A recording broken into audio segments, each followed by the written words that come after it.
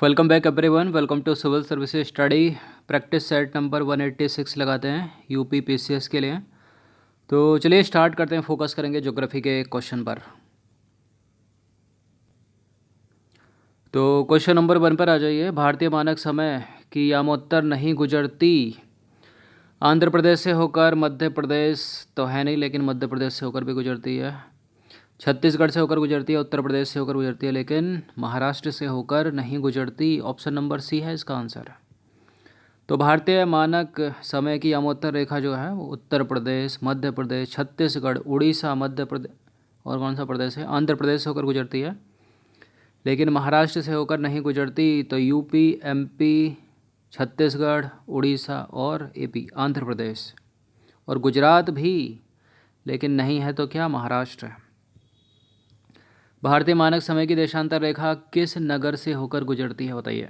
नागपुर, दिल्ली, पटना या फिर इलाहाबाद। देखिए ये काफ़ी प्रश्न जो है पुराना हो गया है, इसमें हल्का सा चेंज कर लीजिए। और इसी तरह से पूछा गया प्रश्न है ये, क्योंकि पहले इसका उत्तर था इलाहाबाद के नैनी, इसलिए हटाया नहीं है मैंने, वो इलाहाबाद लिखा रहने दिया। तो इलाहाबाद के नैनी से कभी गुजरती थी ये, लेकिन अब गुजरती है उत्तर प्रदेश के मिर्ज़ापुर के पास से। सही उत्तर में क्या इलाहाबाद के नैनी भी देगा ऑप्शन में, अगर दिया तो, या इलाहाबाद दिया तो गलत है वो आंसर, पुराना हो गया है। अपडेट जो आंसर है इसका वो मिर्ज़ापुर है, उत्तर प्रदेश के मिर्ज़ापुर से होकर गुजरती है सबसे निकट। तो देखिए भारतीय मानक समय की देशांतर रेखा जो है वो उत्तर प्रदेश के मिर्ज़ापुर से होकर गुजरती है, इसको याद रखिएगा। पुरानी एनसीईआरटी किताबों में अभी तक नैनी ही लिखा हुआ है। क्वेश्चन नंबर 3 पर आ जाइए। भारत के राज्यों का निम्नलिखित में से कौन सा युग्म सबसे पूर्वी और सबसे पश्चिमी, यह प्रश्न यूपीएससी सिविल सेवा में पूछा रखा है। सबसे पूर्वी और सबसे पश्चिमी राज्यों को इंगित करता है। इंडिया का मैप बनाते हैं सुंदर सा, ये देखिए यहाँ सबसे पूर्वी नॉर्थ ईस्ट जो है ना, ये पूर्वी का मतलब ये नहीं है कि यहाँ पूर्वी है, पूर्वी में नॉर्थ ईस्ट भी अपना ही है ना, 7 सिस्टर। तो यहाँ और ये गुजरात, तो ये अरुणाचल प्रदेश ही है इधर सबसे लास्ट में, और ये इधर क्या है सबसे, राजस्थान भी यहाँ तक है, लेकिन इससे भी पीछे तक क्या है, गुजरात। तो अरुणाचल और गुजरात इसका आंसर हो जाएगा। तो देखिए भारत के राज्यों में सर्वाधिक पूर्वी राज्य है अरुणाचल प्रदेश, सर्वाधिक पश्चिमी क्या है, गुजरात। नंबर 4 पर आ जाइए। किस देश की भारत के साथ सबसे लंबी स्थलीय सीमा है। भारत की सबसे लंबी स्थलीय सीमा इनमें से है बांग्लादेश के साथ, और दूसरे नंबर किसका है, दूसरे नंबर पर है चीन, उससे कम। तो भारत की सबसे लंबी स्थलीय सीमा जो है बांग्लादेश के साथ लगती है, और इसकी कुल लंबाई कितनी है, 4096.7 किलोमीटर। क्वेश्चन नंबर 5 पर आ जाइए। भारत तथा पाकिस्तान के मध्य सीमा रेखा एक उदाहरण है, और रेखा है कौन सी, वो है रेड क्लिफ। कौन सी है, रेड क्लिफ। और मैकमोहन किसके बीच है, रेड क्लिफ है, मैकमोहन है भारत और चीन के बीच, और ये जो रेखा है भारत और पाकिस्तान के बीच रेड क्लिफ है, और ये अध्यारोपित सीमा है, अध्यारोपित की गई है। तो भारत और पाकिस्तान के मध्य सीमा रेखा अध्यारोपित सीमा का एक उदाहरण है। अध्यारोपित सीमा एक ऐसी सीमा होती है जो किसी बाह्य शक्ति द्वारा आरोपित की जाती है, और वर्ष 1947 में भारत और पाकिस्तान ने ग्रेट ब्रिटेन द्वारा अध्यारोपित सीमा का जो है साझा किया था। आज तक विवाद रहता है। क्वेश्चन नंबर 6 पर आ जाइए। यदि हिमालय पर्वत श्रेणियां नहीं होती तो भारत पर सर्वाधिक संभाव्य भौगोलिक प्रभाव क्या होता। तीन स्टेटमेंट है, यहाँ पर बताना आपको कौन सा करेक्ट होगा। पहला स्टेटमेंट है, देश के अधिकांश भाग में साइबेरिया से आने वाली शीत लहरों का अनुभव होता। सिंधु गंगा मैदान इतनी सुविस्तृत जलोढ़ मृदा से वंचित होता, और मानसून का प्रतिरूप वर्तमान प्रतिरूप से अलग होता, भिन्न होता। बिल्कुल ये सब कुछ होता, तीनों के तीनों स्टेटमेंट करेक्ट हैं। तो इसका आंसर हो जाएगा ऑप्शन नंबर डी, 1 2 3। तो देखिए यदि हिमालय पर्वत श्रेणियां नहीं होती तो भारत के अधिकांश भाग में साइबेरिया से आने वाली शीत लहरों का अनुभव होता। सिंधु गंगा मैदान इतनी सुविस्तृत जलोढ़ मृदा से वंचित होता, तथा मानसून का प्रतिरूप वर्तमान प्रतिरूप से अलग होता। क्वेश्चन नंबर 7 पर आ जाइए। निम्नलिखित में से कौन सा जो है वो असत्य है, मतलब इनकरेक्ट है। चार स्टेटमेंट है यहाँ पर। पहला स्टेटमेंट है, भौमकीय दृष्टि से प्रायद्वीपीय क्षेत्र भारत का सबसे प्राचीन भाग है। बिल्कुल है। हिमालय विश्व में सबसे नवीन वलित पर्वतों को प्रदर्शित करता है, बिल्कुल करता है। और भारत में गोंडवाना शिलाओं में कोयले का बृहद भंडार है, तो 50 बार बताया है। सी गलत है। भारत के पश्चिमी समुद्र तट का निर्माण नदियों के जमाव से नहीं हुआ है, फिर कैसे हुआ है? भूमि के उत्थान और निर्गमन से।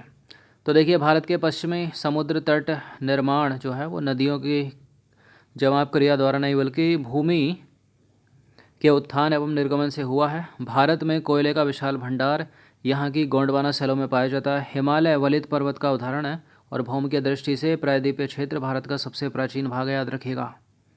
क्वेश्चन नंबर 8 पर आ जाइए। शिवालिक शैल समूह के दक्षिण में भाबर क्षेत्र उदाहरण है किसका? मध्यभूमि स्थिति का, अंतरा पर्वतीय स्थिति का, गिरिपद की स्थिति का, या फिर अनुसमुद्री स्थिति का? किसका उदाहरण है? शिवालिक शैल समूह के दक्षिण में जो भाबर क्षेत्र है वो, इसका आंसर है ऑप्शन नंबर सी, गिरिपद। तो देखिए, भाबर मैदान जो है शिवालिक के गिरिपद क्षेत्र के पश्चिम में सिंधु से पूर्व में तीस्ता के बीच फैला हुआ है।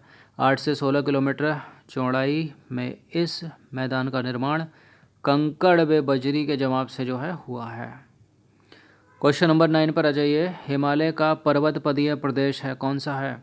ट्रांस हिमालय, शिवालिक, बृहद हिमालय, या फिर अरावली? इसको कई बार बताया कि ऊपर सबसे कौन सा रहेगा, मिडिल में कौन सा रहेगा, सबसे नीचे कौन सा रहेगा।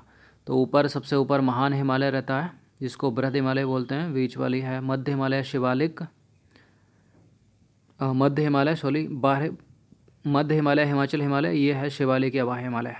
तो इसका आंसर क्या हो जाएगा? इसका आंसर हो जाएगा ऑप्शन नंबर बी, शिवालिक। तो देखिए, हिमालय का पर्वत पदीय प्रदेश शिवालिक श्रेणी के दक्षिणी भाग पर स्थित है और यह हिमालय की सबसे दक्षिणी श्रेणियां हैं। शिवालिक के उत्तरी ढालों तथा लघु हिमालय के दक्षिणी ढालों के मध्य अनेक चौरस तल वाली संरचनात्मक घाटियां स्थित हैं।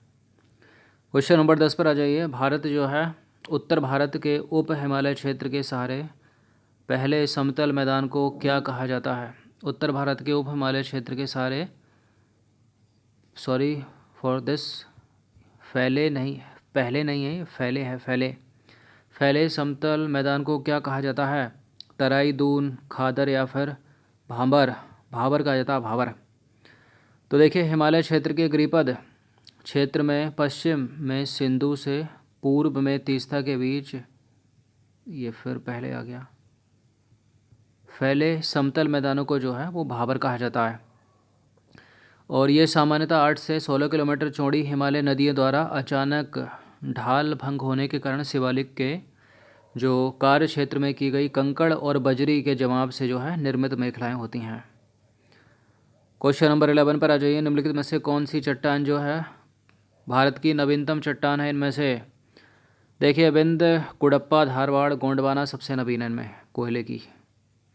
तो धारवाड़ क्रम की चट्टानों का निर्माण अर्कियन जो है, अर्कियन क्रम की चट्टानों के रूपांतरण, ये इसको बोलते हैं स्थानांतरण अथवा भ्रंशन से हुआ है। कुडप्पा क्रम की चट्टानों का निर्माण धारवाड़ क्रम की चट्टानों के बाद हुआ और विंध्य क्रम की चट्टानों का निर्माण कुडप्पा क्रम की चट्टानों के बाद हुआ। विंध्य क्रम की चट्टानों के काफ़ी समय बाद गोंडवाना क्रम की चट्टानों का निर्माण हुआ। भारत का अधिकांश कोयला जो है वो गोंडवाना क्षेत्र से ही प्राप्त होता है। क्वेश्चन नंबर 12 पर आ जाइए। निम्नलिखित समूहों में से कौन सा पूर्व से पश्चिम की ओर पर्वत शिखरों का जो है वो सही क्रम है? ये इंपॉर्टेंट है प्रश्न, बताइए। पूर्व से पश्चिम की तरफ जाना है, जल्दी से बनाइए। ये हो गया पूर्व, ये हो गया पश्चिम, ये हो गया उत्तर, ये हो गया दक्षिण, मतलब ईस्ट हो गया, वेस्ट हो गया, नॉर्थ हो गया और हो गया साउथ। तो इंडिया किधर गया अपना? ये है, ऊपर बना लेते हैं थोड़ा, ये इस तरह से। तो देखिए, यहाँ है सिक्किम में कंचनजंगा।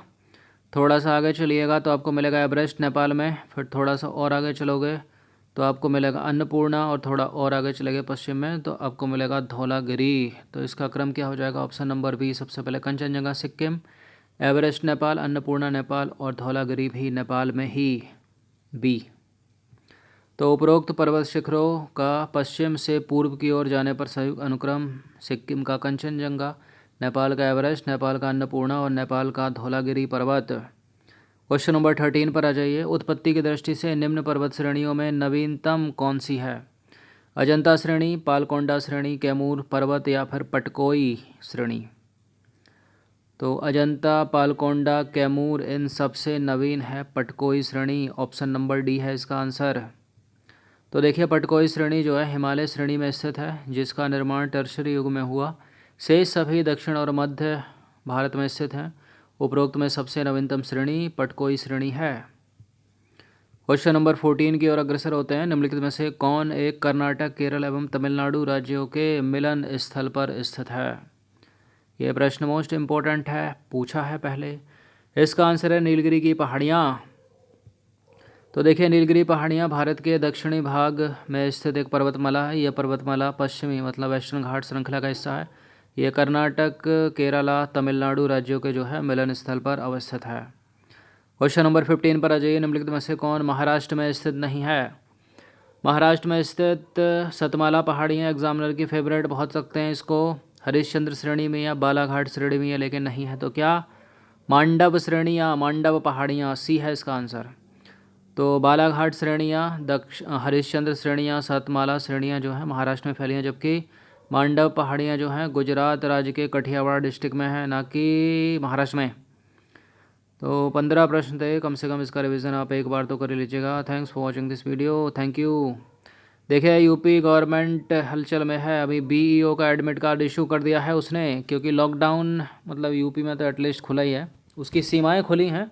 सैटरडे संडे को भले ही लॉकडाउन हो, लेकिन यदि एग्ज़ाम होता है, होना ही है, क्योंकि इन्होंने आयोग ने कुछ तो पूछा होगा ना गवर्नमेंट से कि हम एडमिट कार्ड इशू कर रहे हैं, क्या ये एग्ज़ाम हो सकता है।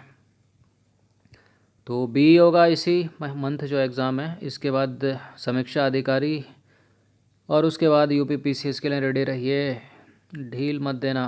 चलिए धन्यवाद।